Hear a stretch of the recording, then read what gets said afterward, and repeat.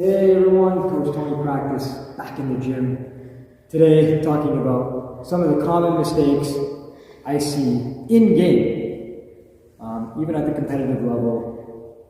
Boys under 12 I'm talking about where I'm coaching this season. I've got 5 mistakes in mind that I want to share with you where I see the refs calling it because it's a violation. And it's not because of anything the opponent or the defense is doing, it's just the boys with the ball are making careless mistakes, being forgetful of the rules for whatever reason, and it ends up as a turnover where you just hand the other team the ball. So these are things I want to point out to you so that you remember them, so you can avoid them. Keep possession of the ball and give your team a chance to stay in the game. Pay attention. Here's number 1, over and back. So that means that you cannot, if I have possession of the ball, and I'm the point guard, I'm dribbling it up, or whatever player on the team is going this way, I cross half of the ball, dribble half, you have possession, now in the offensive zone, I'm crossing half, the ball must stay here, okay?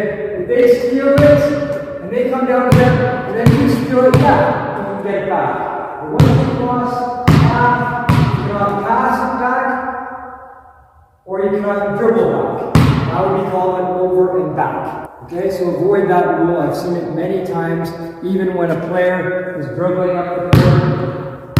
Sometimes they get just over halfway, passes like this, realizing, oh, I shouldn't be dribbling, I should be giving it to my point guard. And he passes it back to his point guard, and his point guard is right here, literally just before half, and the referee will blow that because he's technically still in his zone. He hasn't crossed half yet.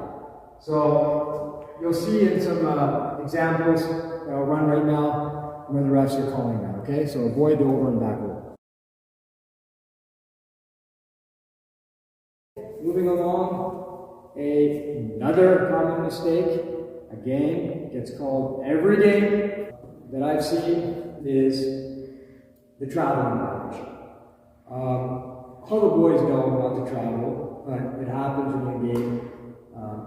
Quite a few times it leads to more turnovers and just handing the ball over because the referee will see it and he'll call it. So what do I mean by traveling? There's a few different scenarios, but the most common one is when a boy catches the ball from the pass and then he starts moving before putting the ball down. See, in that example, I moved my foot, I took a step, move. So let's say I'm going to pass the ball and I want to attack the rim. I got to put the ball down and then move my feet. If I do this, catch, move, dribble, it's a travel.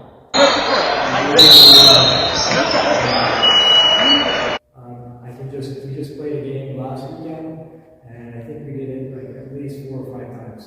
That's 4 or 5 turnovers, and 4 or 5 chances to score that we didn't get.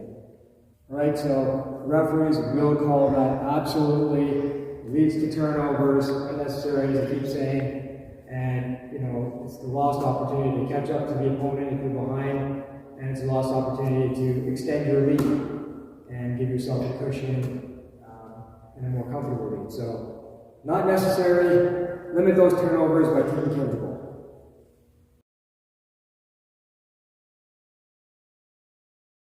Okay.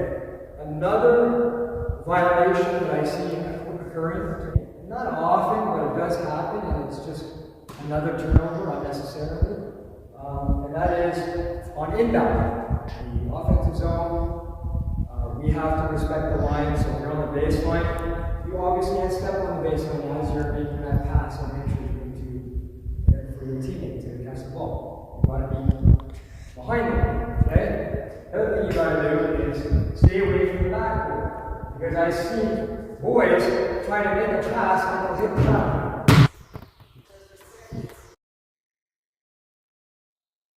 So be aware of that backboard, okay? So most coaches will have set plays designed off an inbound. You'll have option 1, option 2, option 3, and the inbounder has 5 seconds to get that ball into play. The ref's not going to give him 5 seconds. He has to do it in his head. So you have to have an automatic 5-second count in your head and then release it at 4. right? Because otherwise the ref will blow the whistle and it's a violation if you didn't hit it on the ball in time. And it was basically another turnover. So get rid of that ball before 5 seconds.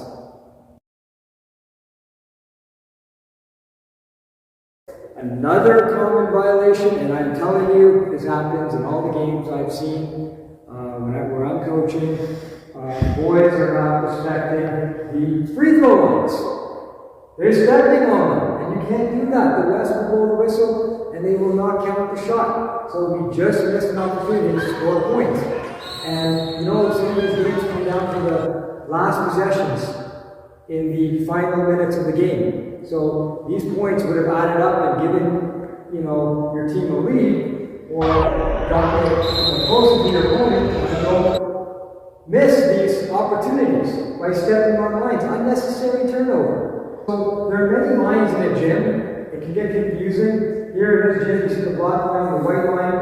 I've seen gyms that have a third little hash mark right here. And it all depends on your age group. So I've seen the situation where the hash mark is here, and that would be for, let's say, 11-year-olds, but they are shooting during a game over here, thinking that this is the line. So you've just made it a little bit more challenging for yourself by shooting here instead of right here. Closer to the basket is always an easier shot. Okay, so the boy can say, I'm comfortable there, fine. But at least find out what all you boys, when you're taking a free throw, go to the ref before you take the shot. Say, whose line is it? The ref will tell you. Okay? The coach will tell you too. But during the course of the game, so much is happening, you might forget. Just ask the ref, which one is the line? And then line up behind it, shoot, keep your feet behind the line, and land behind the line. Otherwise, whistle will blow, it won't count.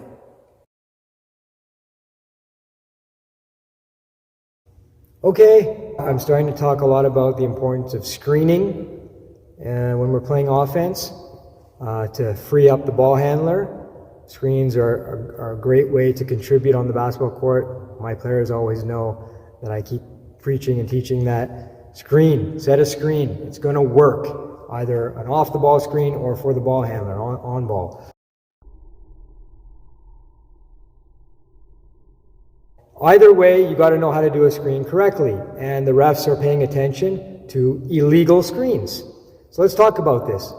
The chair is going to be the defender, okay? Antonio and I are playing offense. Now, Antonio, you're the ball handler, so that defender is guarding you, okay? You've got the ball right here. Now I'm on your teammate, and I'm saying, Antonio, he's an elite player, he can score, but this defender is giving him a little bit of a hard time, so let me try to free him up by setting a good screen.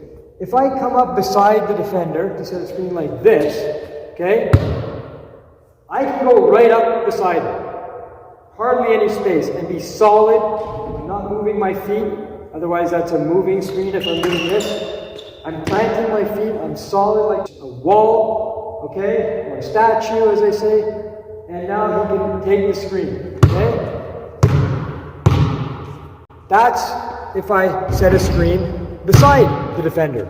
I can go right up to him because the defender can see me. If I try to set a screen from behind, let's say I'm over here in the corner, you can't see me, here I come into the screen, and I'm coming, the defender can't see me because he's facing Antonio. If I come up from behind, I have to give him a foot of distance so that when he turns, Antonio takes the screen and he turns, he has time to brace for a potential collision with me. Okay? If I come up right behind him like this and he can't see me and he turns, he's gonna potentially butt his head into mine, and there could be head contact, it could be a more violent collision. So the referees are looking, so if you're coming behind the defender where he can't see you, give him a foot of space so that when he turns, there's room to minimize the impact and for him to adjust how he moves, right? Otherwise, it's going to be a hard collision, like a body check, like a cross check from behind almost, right? In hockey, if you want to compare. You can't do that. So give the defender from behind a foot of space. But if you're beside the defender setting screen, you can go right up beside him because he can see you. That is a very important thing to remember when you're setting screens. It gets called if you're doing it illegally.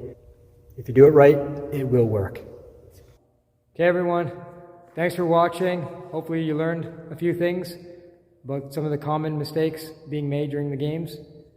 It happens. Antonio will tell you, with teammates, with himself, with the other teams.